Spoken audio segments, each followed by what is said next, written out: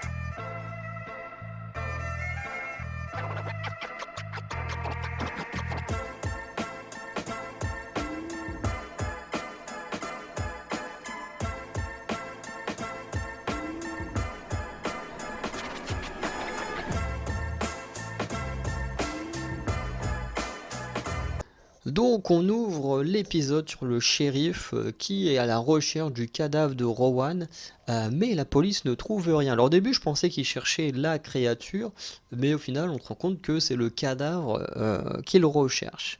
Le chef balancera même à la directrice qui pense que le meurtrier est dans l'école, notamment pour les 3 randonneurs qui ont également été tués. Moi j'ai une autre théorie, on en parlera à la fin.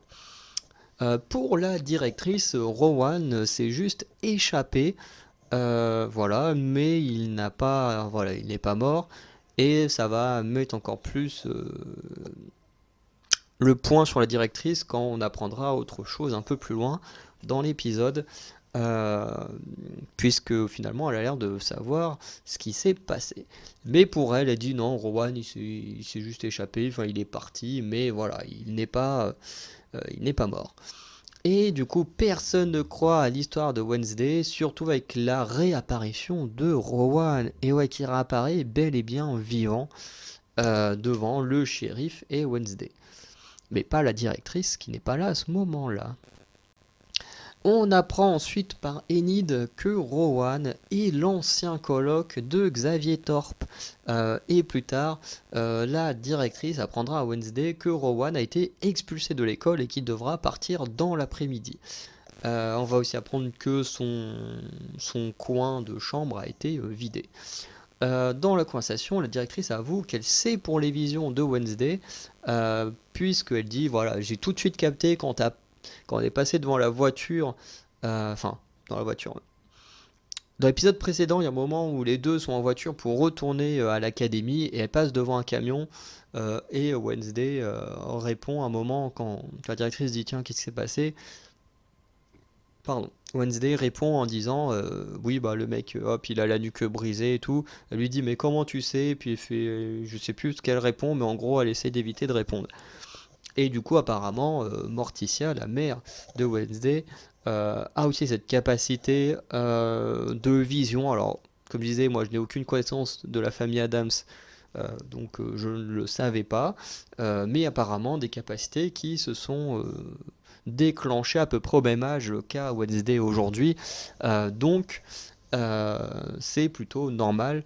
Enfin, du coup, la directrice comprend assez rapidement qu'il y a un rapport entre les deux, notamment à la fin. Il y a aussi un rapport avec la coupe Edgar Allan Poe, où, où à l'époque, euh, la directrice et Morticia avaient gagné la coupe quand Morticia était capitaine et la directrice euh, copilote pendant la course de canoë. Or ici c'est un peu l'inverse, mais ça revient au même. On a Enid en capitaine et Wednesday en copilote. Donc d'un côté, Wednesday retrace un petit peu certains points de la vie de sa mère. Ce qui montre que finalement elle n'est pas si différente que ça de sa mère, comme elle essaye de le dire devant tout le monde. Ensuite, Wednesday, apparemment, vu qu'elle va aller voir différents chefs enfin, je sais pas comment dire ça, mais des gens qui dirigent des clubs, parce qu'elle doit rejoindre un groupe comme ça de loisirs. Et du coup, elle va en voir certains, elle va aller voir Bianca qui forcément va se moquer d'elle. Et Wednesday va pousser un cri imperceptible pour les créatures et les humains. Et comme elle dit, il n'y a que les chiens qui peuvent les entendre. Donc c'est très certainement un ultrason qu'elle a fait. Parce que de toute façon, même nous, on n'a rien entendu. Mais c'était marrant. On apprend ensuite par Xavier que Rowan est bien télékinésiste. Alors, c'est vrai que j'avais eu le doute entre le fait que si c'était un sorcier ou un télékinésiste, c'est vrai que le mec avec un grimoire, ça fait plus sorcier. Mais du coup, ben, il n'y a pas de sorcier, c'est bien télékinésiste. J'avais hésité entre les deux, j'étais plus parti sur le sorcier, mais finalement, voilà, on a la réponse. Rowan était télékinésiste. Et Xavier nous dit qu'il commençait à être vraiment dérangé sur ces derniers instants. Mais il va également poser une question sur Tyler. Voilà, en disant que le groupe de Tyler est pas foufou. Et Wednesday va le remettre en place en disant que lui non plus, c'est un gros snob richou qui est pas mieux que Tyler et son groupe. Donc on commence un peu à sentir, voilà, comme je disais, petit triangle amoureux. Voilà, on commence à poser les bases de ça. Et ensuite, on fait le tour au chef de club avec la rencontre de Eugène, qu'on voit dans certains extraits, donc il y aura sûrement une petite importance à un moment donné, bien que pour l'instant, pas beaucoup plus que ça. Ensuite, en suivant Rowan, la chose va le perdre de vue, puisque voilà, il a pu reparler à personne, machin, il s'en va, et la chose va le perdre de vue, puisque Rowan va rentrer dans des toilettes, et il ressortira, mais plus avec la même apparence, sous l'apparence d'un homme, donc forcément la chose va juste tomber sur la valise de Rowan, mais plus Rowan, rien, il n'y a personne. Juste un homme qui sort des toilettes comme ça. Et à un moment donné, sur un coin sombre au niveau des lumières, hop, l'homme se transforme à nouveau en la directrice. Du coup, on apprend que la directrice est métamorphe. Et du coup, que depuis le début de l'épisode, en tout cas, c'est elle qui prend la forme de Rowan. Et c'est vrai que c'est pas con, puisque à chaque fois qu'on a vu Rowan dans cet épisode, la directrice était absente. La première fois, elle est partie ailleurs parce que Wednesday voulait parler avec le shérif. Chose que elle ne voulait pas, mais elle en a quand même profité pour du coup partir et prendre l'apparence de Rowan. Et ensuite, ben là, quand Rowan est parti, ben en fait, c'était pas Rowan, c'était la directrice camouflée en elle. Enfin, en lui plutôt. Donc voilà. Et du coup, en cours, Xavier montre qu'il peut donner vie à ses dessins. Notamment, il le fera avec une araignée que va détruire Wednesday. Hein. Comme d'habitude, les émotions, c'est pas son truc. Et Wednesday va vite apparaître comme une rivale pour Bianca, pour devenir la meilleure élève de l'école. Voilà. Et Lida, du coup, elle va obliger Wednesday à faire des excuses à la chose pour qu'elle puisse l'aider à se rendre dans la forêt, puisque Wednesday va aller enquêter dans la forêt, sauf que la chose ne veut rien faire parce qu'il n'est pas content de la façon dont Wednesday lui parle. Et du coup, Enida va lui dire, bah voilà, tu t'excuses auprès de la chose, hein, c'est quand même ta famille, et voilà, sinon, bah je ne t'aide pas. Et du coup, bah, forcément, Wednesday va s'excuser auprès de la chose, et forcément, tout va redevenir bien. Et du coup, pour aider Wednesday, Enid va devoir rester avec Eugène à la ruche, et je ne comprends pas en quoi ça fait une couverture à Wednesday, à part si Enid doit faire croire qu'elle est Wednesday. Ça n'a pas trop de sens. Je sais pas, c'est un peu bizarre comme passage, à moins de commencer à créer une romance entre Enid et Eugène, mais voilà quoi, ça n'a pas trop de sens parce que j'allais dire Jenna, j'allais l'appeler par le nom de l'actrice, mais si Wednesday est dans la forêt, que Enid remplace Wednesday dans la ruche, que les deux font croire que voilà c'est Eugène et que Wednesday a choisi comme activité d'aller dans la ruche, on a tendance à dire que Enid, elle a disparu. Donc, sachant que c'est la colocataire de Wednesday, si la directrice doit avoir des soupçons, ça sera forcément sur elle en premier, quoi. Donc, enfin, si Enid disparaît, va forcément se douter qu'il y a un rapport avec Wednesday. Donc, le plan là-dessus est pas vraiment incroyable. Et dans la forêt, on a Tyler qui va empêcher Wednesday de se faire choper par le shérif, qui est avec un chien renifleur. Et forcément, Wednesday va tomber sur les lunettes de Rowan qui sont pétées. Et du coup, là, on comprend encore plus qu'effectivement, Rowan est bel et bien mort et que la directrice est sûrement celle qui a caché le corps de Rowan.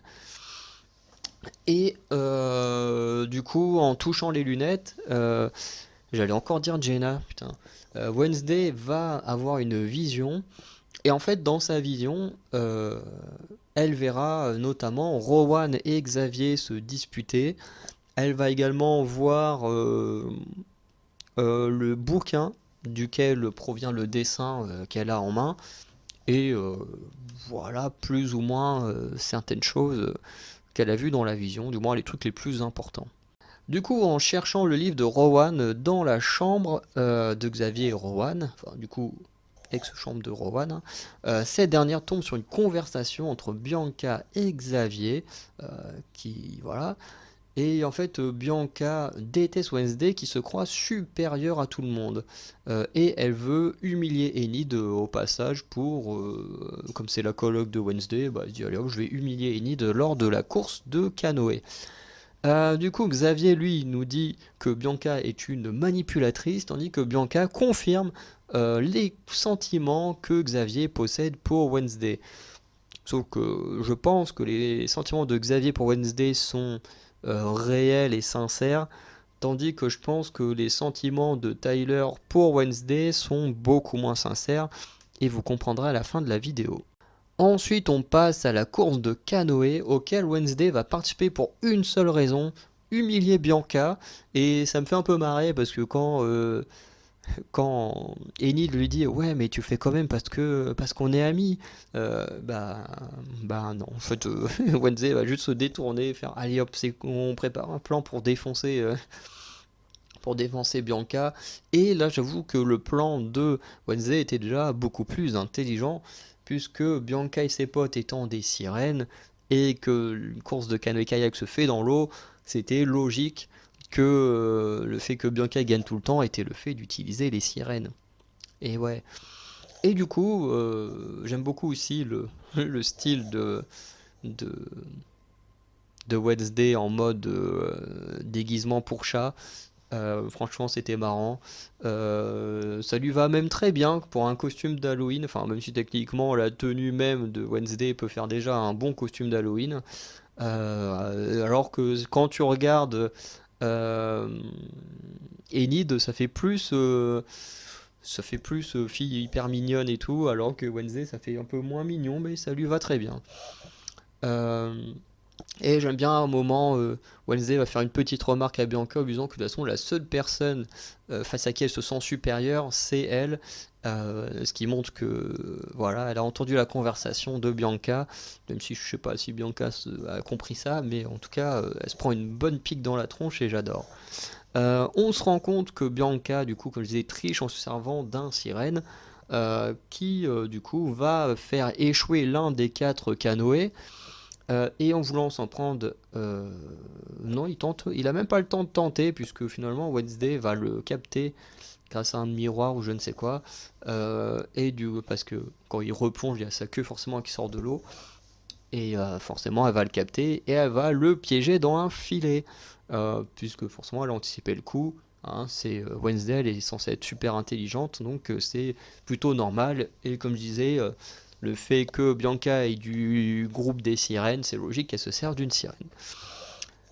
Du coup, en prenant son drapeau, Wednesday va avoir une vision où elle se voit elle-même tout en blanc, qui lui dit que c'est elle la clé.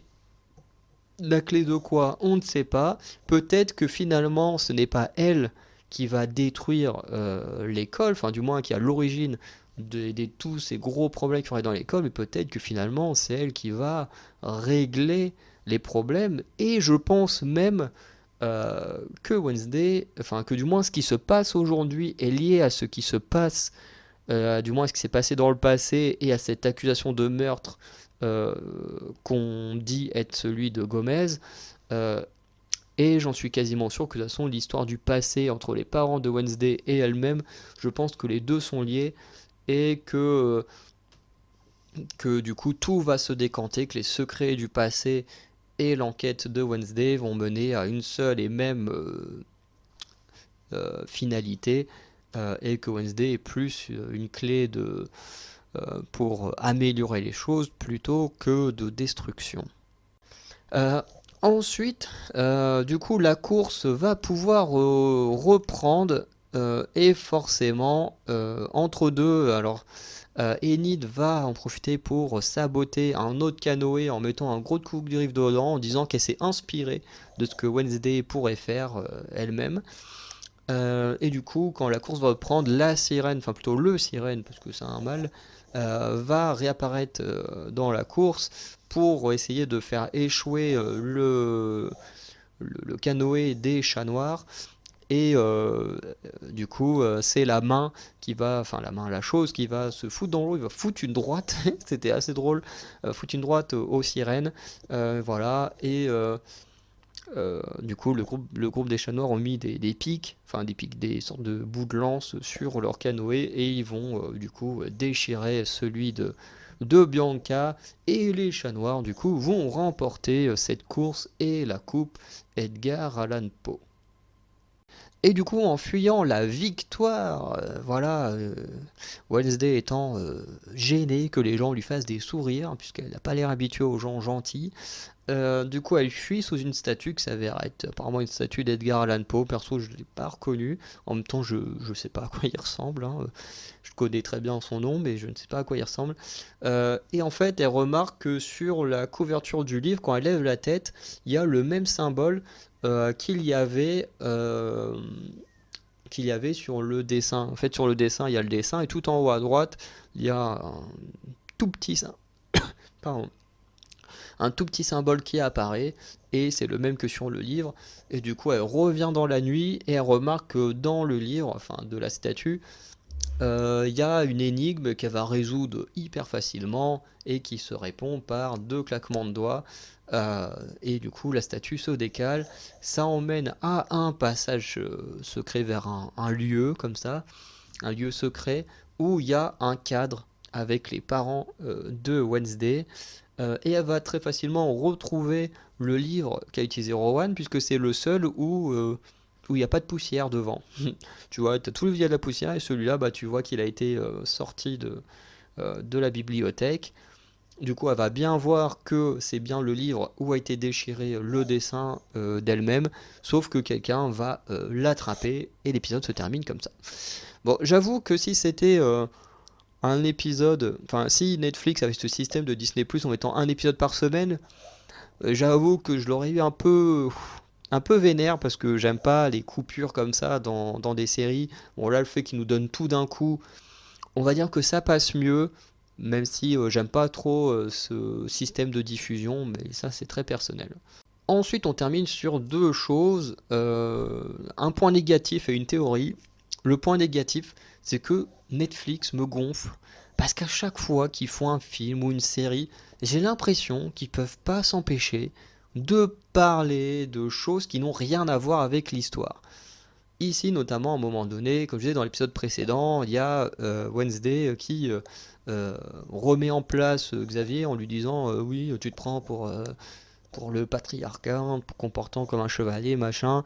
Euh, Chose que on s'en bat les couilles, qui n'a rien à voir avec l'histoire. Le mec, il, il a juste sauvé la vie. Il n'y a aucun rapport avec le patriarcat, donc arrêtez de nous casser les couilles avec ça.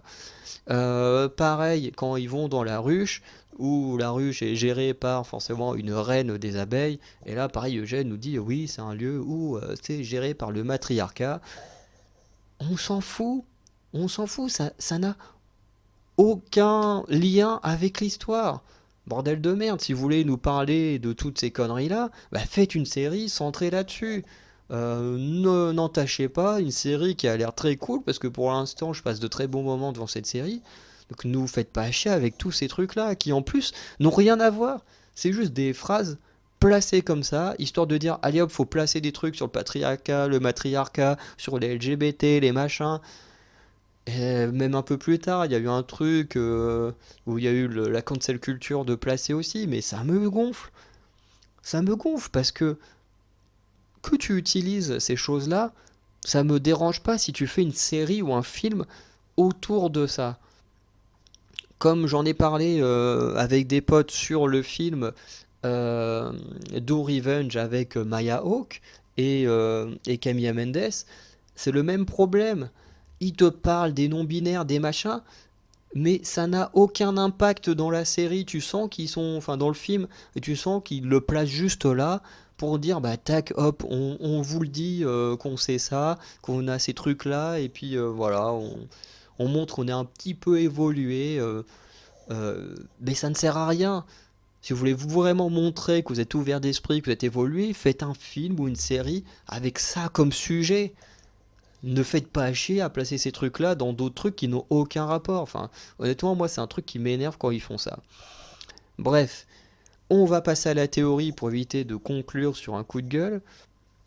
Ma théorie, c'est que Tyler n'est pas celui qu'il prétend être.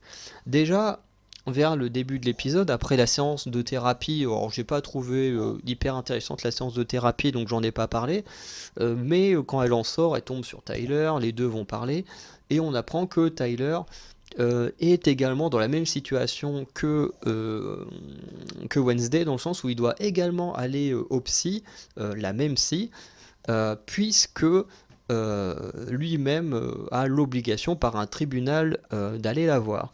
Et on comprend un peu plus tard que c'est lié à sa mère, donc je pense que sa mère est morte. Ce serait assez logique. Mais pour moi, il y a vraiment des choses qui ne vont pas avec lui. Je pense déjà le fait qu'il poursuive son père comme ça dans la forêt, à mon avis, c'est qu'il veut vérifier que son père ne tombe pas sur certaines choses, à mon avis. Et surtout, il veut garder Wednesday à l'œil parce que je pense qu'il veut faire un truc par rapport à elle.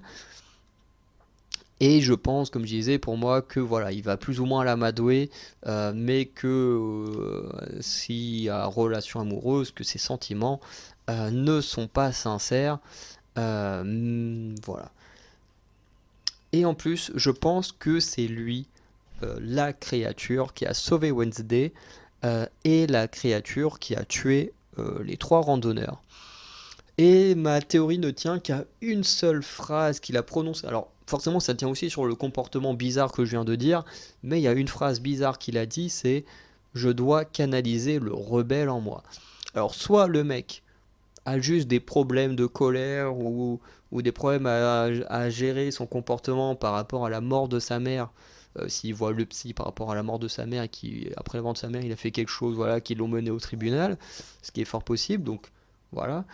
Mais ça peut très bien être aussi le monstre. Il peut très bien avoir une métamorphose qu'il contrôle ou pas. Parce que bizarrement, il était avec Wednesday juste avant de croiser Rowan. Et quand la créature tue Wednesday, il n'est pas là. Quand Wednesday doit s'en sortir, il est toujours pas là. Bref, le gars n'est pas là en même temps que le monstre. Bon, après, vous me direz, il y a plein de gens qui n'étaient pas en même temps que le monstre. Mais le fait qu'on veut absolument pointer, orienter le fait que c'est l'école qui est problématique, bah du coup, ça force un peu le spectateur à se dire, bah tiens, ouais, pourquoi ce ne serait pas un des élèves qui a fait ça ou qui peut se transformer en ce monstre, ce qui en soi est possible, hein. Le fait aussi que Xavier nous dise que Tyler déteste l'école et tout ça, ça donne encore des données pour dire que Tyler pourrait très bien être un des méchants qui se dévoilerait vers la fin de la série, et notamment cette créature, voilà, qui pour l'instant protège Wednesday histoire de mettre Wednesday dans sa poche. Enfin bref, je pense qu'on en saura un peu plus vers la fin de la série, mais je le place ici dès l'épisode 2. Pour moi, Tyler, c'est la créature, et pour moi, Tyler n'est pas quelqu'un de bien. Voilà, c'est quelqu'un qui se cache parmi les humains. Voilà, c'est ce que je pense. Peut-être que j'ai tort, peut-être que j'ai raison, et on le saura très bientôt avec les prochaines vidéos. En effet, on va pouvoir conclure cette vidéo. N'hésitez pas à me dire ce que vous avez pensé de cet épisode. Moi, je l'ai trouvé bien. Moins de choses intéressantes à dire, mais en même temps, le premier épisode, c'était surtout mettre en place le contexte de l'histoire, tous les personnages voilà, qu'on allait suivre pendant la série. Donc forcément, il y avait beaucoup plus d'informations. Là, on est dans le vif du sujet, plein dans l'enquête, à essayer de découvrir des choses. Donc forcément, il y a il y a un peu moins de choses à dire, bien que les choses restent plus intéressantes quand même, puisque là, on est vraiment, comme je disais, dans le vif du sujet. Donc, dites-moi ce que vous avez pensé de cet épisode en commentaire. Sinon, on se retrouve très prochainement pour l'épisode 3. Et du coup, n'hésitez pas à regarder les autres vidéos de la chaîne ou des autres chaînes Anacalypsi si d'autres choses vous intéressent. Et sinon, on se dit à très bientôt pour de nouvelles vidéos. Ciao!